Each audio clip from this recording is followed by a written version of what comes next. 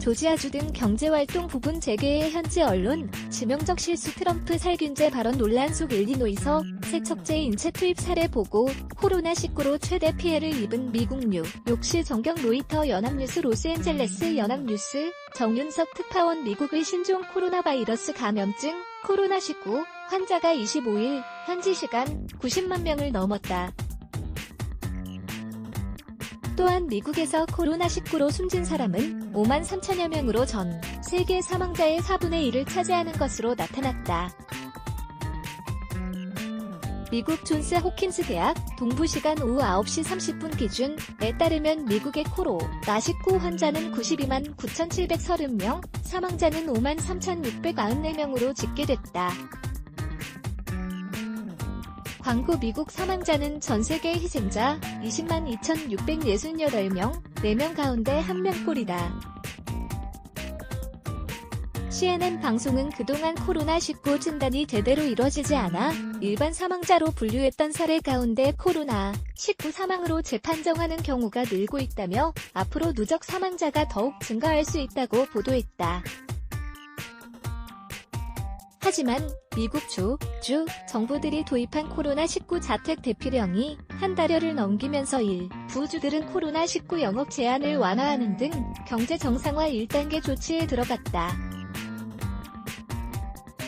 뉴욕타임즈에 따르면 조지아, 알래스카, 오클라호마주는 전날부터 헬스시설과 식당, 미용실과 이발소를 대상으로 예약제와 출입인원 제한 등을 내걸고 영업금지 조치를 해제했다. 테네시주는 다음 주부터 순차적으로 식당, 소매점의 영업을 허용할 방침이며 미주리주는 다음 달 4일부터 식당과 미용실 등 일부 업종의 영업을 재개하기로 했다. 내달 중 하순까지 코로나19 자택 대피 기간을 설정한 일리노이주와 미시간주는 경제활동 재개에 들어가진 않았지만 주립공원과 골프장 출입, 보트 이용에 대한 규제를 완화했다.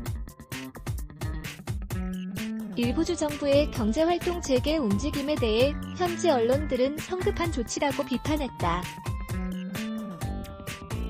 워싱턴 포스트, WP, 또 보건 전문가들은 경제활동 재개를 서두르는 주들은 치명적인 실수를 하고 있다고 경고한다면서 코로나19 진단과 개인 보호장비 보급이 여전히 지체되고 있어 대부분의 주가 감염에 취약하다고 진단했다.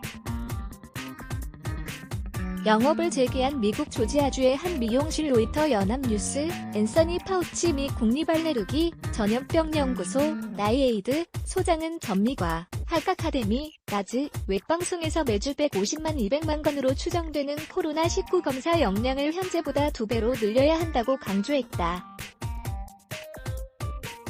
이어 파우치 소장은 코로나19 검사도 중요하지만 그것이 유일한 해법은 아니다면서 코로나19 환자 판정과 격리, 감염 경로 추적 등이 뒤따라야 한다고 말했다. 이와 함께 미 육군의 졸업식 개최를 놓고서도 찬반 논란이 빚어졌다. 미 육군은 코로나19 때문에 6월 13일로 연기했던 육군사관학교 졸업식을 일정 변경 없이 그대로 진행하겠다고 이날 발표했다. 도널드 트럼프 대통령은 이달 초 육사 졸업식에 참석하겠다는 의사를 밝힌 바 있다. 라이언 메카시 육군 장관은 성명에서 신중한 고려 끝에 웨스트포인트 육사 졸업식을 진행하기로 했다며 생도와 가족을 보호하기 위한 적절한 조처를 할 것이라고 말했다.